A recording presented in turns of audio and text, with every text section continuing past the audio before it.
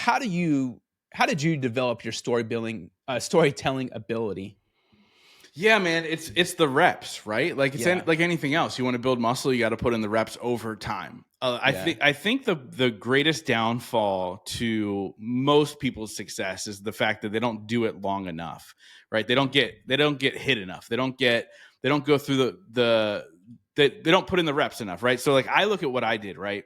I Yeah. started a podcast back when podcasting was not even a thing. Like I would tell people I had a podcast and they would go, "What's a podcast?" What's a podcast? Yep. Yeah, and now they just go, "Oh God, everybody has one, right?" Yeah. And I started, and what I said to myself right off the bat was, "Okay, I'm going to do it for a year. I'm going to do 52 episodes and kind of see, where I'm at, and decide if this is something that I want to keep pursuing."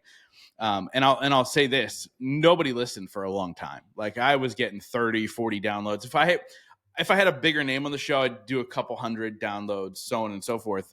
And because I started getting bigger name guests on my show fairly early on. And so around episode 44, 43, I was like, what am I doing? Like nobody cares. I wasn't hearing from anybody. I knew not many people were listening. I was like, what's even the point of this? And somebody reached out to me from Japan on Facebook and said, because of your show, I decided not to take my life. And I decided in that moment that I'm going to keep showing up even if one person listens. And so I always say to somebody, don't start a podcast unless you're okay with doing all the work if only one person is listening. And I really believe that, because that's what's going to get you good, is constantly showing up, working on your craft, being truly curious, right? I talked about this when I was interviewing Bogert. Like curiosity, I think, is what makes me a good podcast host, because I truly care about the conversations that I'm having. And I sit there and I actively listen, and I look at myself, and I think this is something that most podcasters don't do. I look at myself as the director of the conversation, very much like a director of an orchestra or the director of a movie. You know the end goal. My job is to make sure I direct it in a smooth way to get us to that point. And most people miss the boat on that. They're not actively listening. They're just worried about their next question. Yeah. And that's gonna hurt. Now, I can only say this because I was that person. I was worried about the next question I had written down, so that's where I was going to go. And I realized this isn't effective, right? My goal with my podcast is to hopefully build high-level relationships with the people that I get to interview, right? Like I'm friends with Chris Van Vliet because he came on the show, and we just built a relationship over time. Like my goal is that. So I can't do that or be that person to build a relationship if I'm just worried about myself and the next question that I want to ask. And so I think that's one thing. And again, it's just the reps, right? Like, when I first started publicly speaking, I was terrible.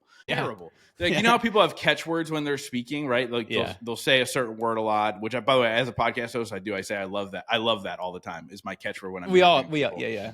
That's my comma. That's my chance to go, okay, now what am I going to say next? And so when I'm speaking like from a stage, like I used to be terrible, and now I don't actually really prep. Like I kind of know where I want it to go, and I allow myself to flow and read off the energy of the room. And because my wife, like I was speaking at an event a couple months ago, and I said to my wife, I go, I guess I should. It was like 2 days before, and I was like, I guess I should really start thinking about what I'm going to say. And she's like, no, you're better when you don't know what you're going to say. Like if you see me speak and I have slides, it's terrible because I'm so worried about hitting my next point, right? So I think it's just the reps, getting comfortable in your own skin. And delivering from that standpoint. But most people quit too early. I think it's like 75% of podcasts don't make it past their first 7 episodes. Like because people think that they're going to, launch the show and millions of people are going to listen. First of all, you're not that interesting. Second of all, there's a lot of competition now, And so just keep showing up and people will find you that need to find you. No, it's great. I've had mine since January of 2018, but and I haven't given up on it. But this will be episode 57. But it's really within the past 2 years, or last year I did 19 episodes. Very cool. Then this is my 14th this year. So I've definitely started versus just giving up on it. Just like, I'm not going to start a new one. I'm just going to pick it back up and just move forward. It's funny you talk about the guests because people, hey, you should have this person, my friend on the podcast because they're really funny. And I'm like, I'm not looking for that, man. It's funny you talked about I actually had this as a note. I had a note and just over the, what did I say? You mentioned that around episode 46 or 47, you wanted to give up on podcasting because you thought no one was listening. and then someone from Japan reaching out. So thanks for sharing that, because that's something I was gonna hope you got to. But that's the importance of podcasting, and like you said, even if it's just one person, like you potentially saved a life. Yeah, and throughout the last 8 whatever years and 500 and I think 528 episodes, and a couple of people have reached out to me. About 4 or 5 people have reached out to me saying similar things.